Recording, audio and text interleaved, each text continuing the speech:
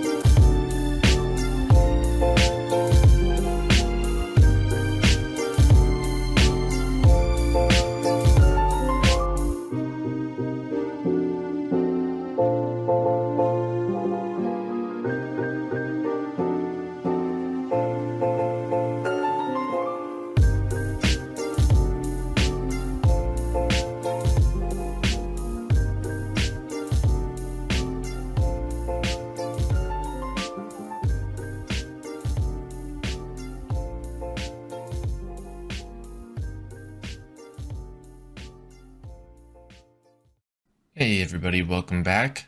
So as you can see, we have completely unwrapped all of the UVs. We are completely done with that. Thank goodness. I always find that that is one of the most time-consuming things, but we got to do it. And then next comes the even more exciting part, which is where we get to pack all of our UVs.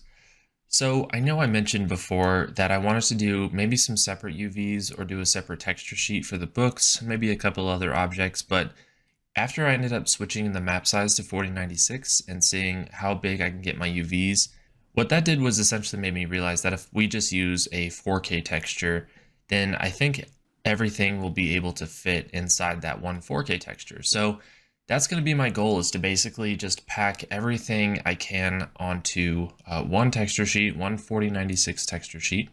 And let's just say, like, if we're getting, close to the end of packing this and I'm realizing that there's a ton of objects left, then that's probably where I'm going to decide that we could probably, take some of the bottles or the books or something and, just put them on their own texture sheet. But I think for now, just kind of looking at, how many pieces are on here and their scale, I think that, they should all just kind of fit on here. All right, so where to begin? So the first thing that I like to do is I like to just kind of take all of the larger pieces and just sort of start to set them aside. We'll kind of just start moving them closer. Any of the obviously large pieces. And we'll just kind of move them over here. Okay. And then I just like to start from big to small. So I like to take the biggest UV shells and I like to just start placing them pretty much directly in the corner here. And I don't really have a set way I like to work in terms of like where I start. Like sometimes I will start at the top left corner, sometimes I'll start wherever. It just kind of depends. But you gotta start somewhere. So I think just starting and grabbing objects and just starting to lay them out, I think will work. Try to get these pretty much as close as you can, leaving a little bit of buffer. We don't want to obviously, stick a piece like this close. Sometimes they end up being that close, but just try to give them a little bit of a buffer. Otherwise, you're going to see some texture bleeding when that time comes. So we'll just try to avoid that. Okay. I know some people like to say, keep your, similar objects packed together. I think that in this case, I used to do that, and I can see where a lot of people said, why they would think that's a good idea. I think back when Photoshop was the only option for texturing, that made a lot more sense, because then, that would make it pretty easy to select all of the objects if they were all located in one spot. But, since we're using Substance Painter, I don't necessarily care too much to make sure that they're, like all the wood pieces are together. And, by the way, all the pieces that are over here on the left-hand side, these are actually all the wood pieces. And on this side, this is basically all of the other pieces. So the reason I'm not taking these ones over here is just because I am trying to pack some similar pieces. I think for the most part, like, it kind of makes sense. But once I run out of big pieces here on this side, I will, move over and start grabbing a lot of the pieces over there. Yeah, there's not much to it. It's just sort of, packing it and getting it nice and close. Make sure you're saving often. I think one, tip that I do have is try to keep all of your pieces basically as straight as possible and, just like perpendicular, because, I see some people do this with their UVs and they'll take like cube or square shaped pieces and start tilting them. And this just isn't really great because it does cause a lot of issues.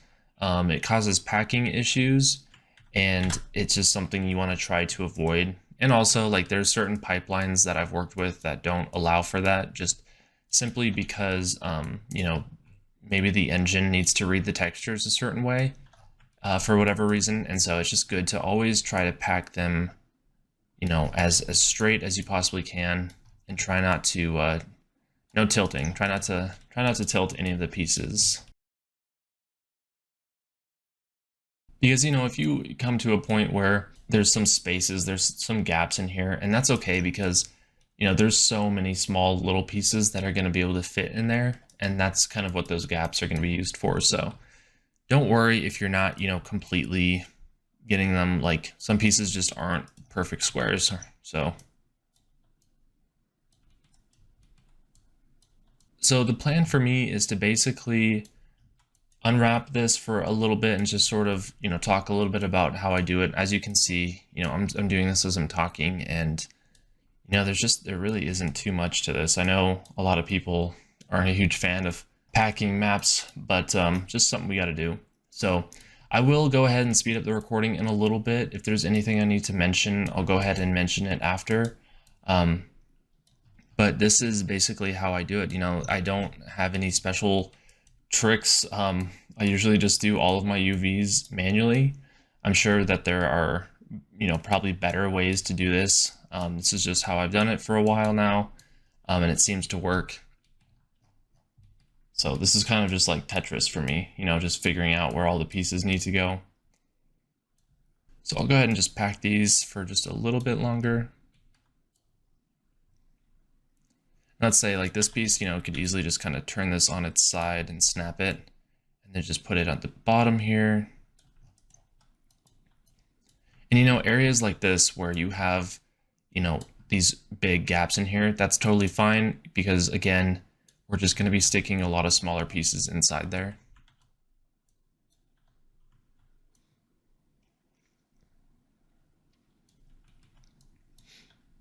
Something else I try to do, if you have like really long and thin pieces, I try to take these, like for example, these down here, maybe some of these, you know, just start taking these and sticking them at the bottom. Start moving them down here. I find that this is pretty much like, this is a really good, you know, place for these really thin, narrow pieces. And then just start to like find similar sizes of them, and then just start to slowly stack them. These ones maybe not as much. I mean, these you could still kind of, you know, rotate these and just bring them over here.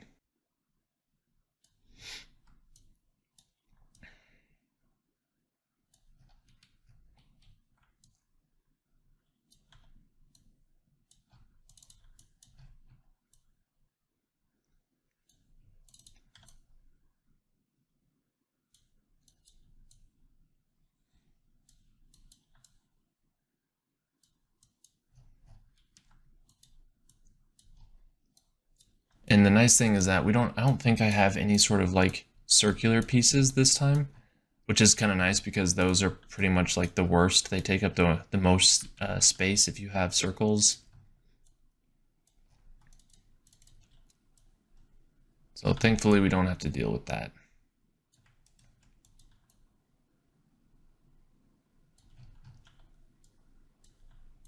And you know, I'm kind of doing this fairly quickly. This is about the same speed I would do it if I, you know, wasn't doing a tutorial, but I think that, you know, if you get to a point where things aren't fitting as well, like I am leaving quite a bit of space in here for a lot of these pieces, so I think these could probably get moved in. And don't be afraid to do that, you know, analyze what you've done, come back and readjust, and just start to, you know, slowly fit pieces in here. And then just, you know, keep going at it.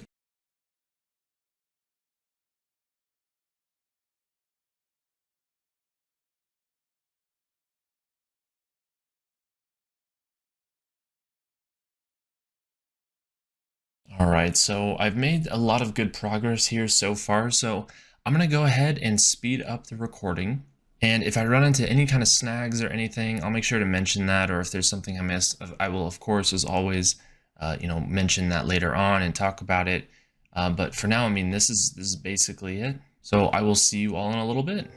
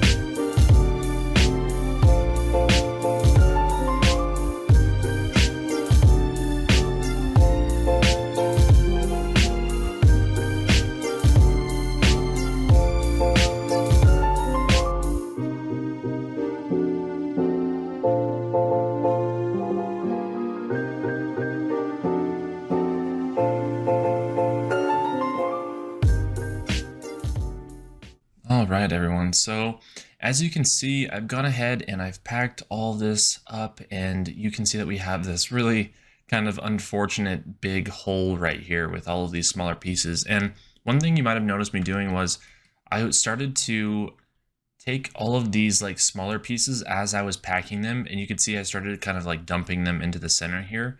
And that just kind of gave me a really good idea for whether or not these were going to actually fit or not. So if you run into an issue like this, it's not that big of a deal, because one thing that I'll do if this is the case is I'll basically make a selection over everything.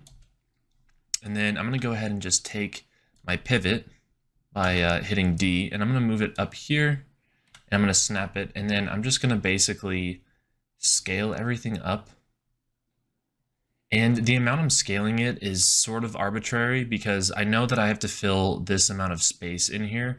So normally you don't want to scale it, like, it's not like you want to scale it up something like this big, you obviously want to scale it accordingly. So I think this for me is just more like experience based, because I know if I scale it up, maybe even something like this, well, now you'll see that like basically, all these pieces can stay here.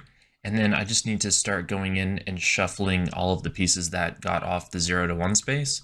And that to me looks like, potentially all of these pieces here and all of the ones here, these will probably be able to get fit in pretty nicely and snug in this space here, because there's just, again, there's so many small pieces. Like you see all of these, a lot of this stuff will just kind of sneak over here. So that's kind of what I'm going to go ahead and do now.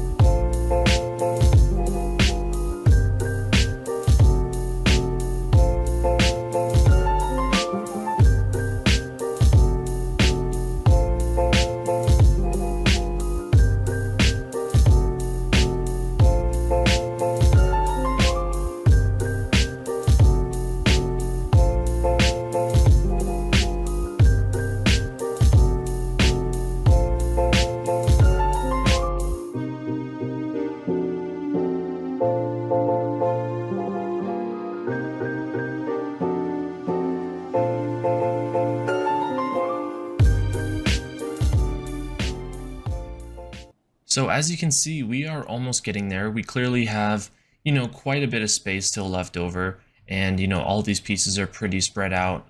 So, this is basically what you have to do. You just have to continue to resize things and make sure that it's all going to fit. A lot of people might call this good, and you might kind of take some other UV shells and kind of place them here to look like it's filled out more. But I mean, if you think about it, this is, quite a big chunk of space that's not getting used. Same with like up here and up here and up here. I mean, when you look at the total amount of space not being used, that's basically just all the resolution that you're wasting, and that could go into your asset to make it, a higher fidelity. So, when you're doing this, just keep that in mind. A lot of studios are very, very picky about this. And for me, doing this as personal work and doing this as like a portfolio piece, I still want to make sure that my asset has, the best, resolution that it possibly can get. So I'm going to go ahead and scale this again. Hopefully this will be the last time. Okay, and we'll just go through that process once more.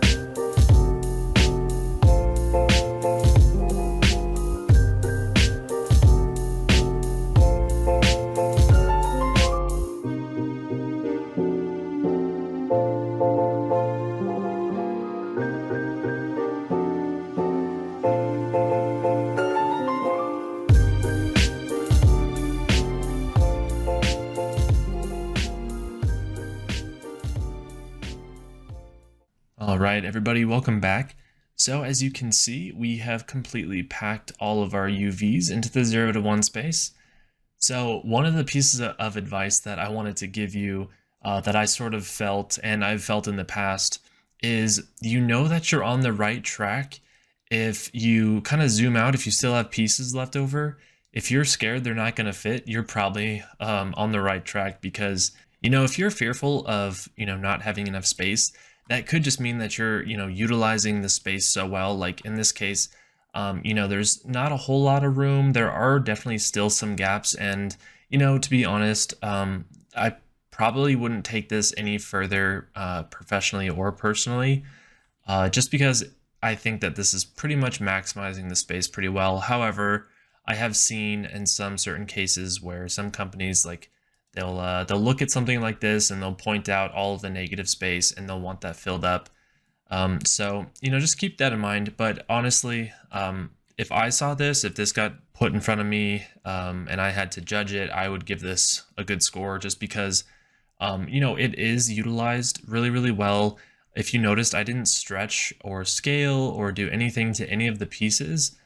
Just simply kind of rotated them to make them fit where they could. So all in all, I am very happy with this. Now, I know that this was done fairly quickly and the video was sped up, but essentially this is just a extreme level of Tetris. Like, I'm just trying to find all the right different spots for these different pieces here. So if you have any questions about wanting me to explain anything further about doing UVs, you are always more than welcome to email me or message me, and I will get back to you with an answer. So with that said, I will see you all in the next video.